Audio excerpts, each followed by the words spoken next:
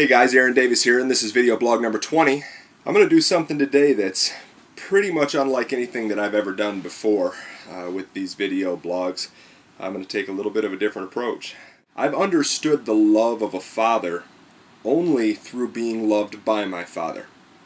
My dad is a very caring man, and he loves his family very deeply, and he has always shown me very deep love. And you know, I haven't been one who has wanted for my father's love my whole life. I realize that there are some out there that don't understand a father's love because they've never experienced it themselves. I'm not one of those people.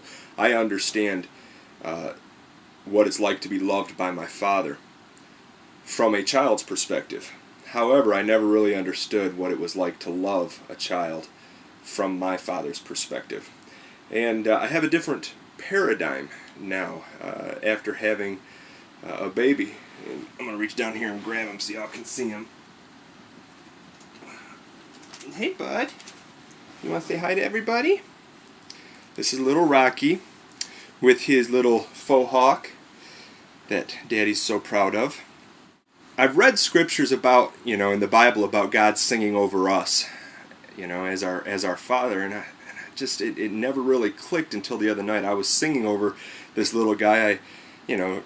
Dads sometimes make up little songs, and I'm singing, Daddy little buddy, and I love him so many, many. He's Daddy little dude, and I eat him up like soup.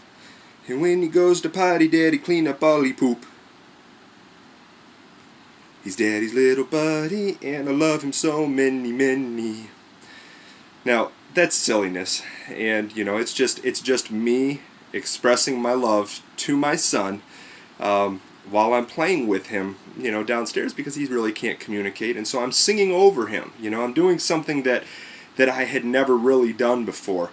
And when I did that, something clicked in my head, and I started remembering some of the scriptures from the Bible that talk about how God loves us like a father, and how he sings over us. And it hit me that just like I love this little guy, just like he has my heart. I can't express how much that I love this kid.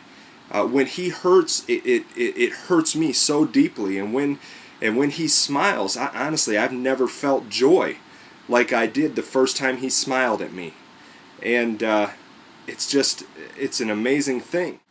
As I've contemplated these things, it's helped me to really understand more of where God is coming from.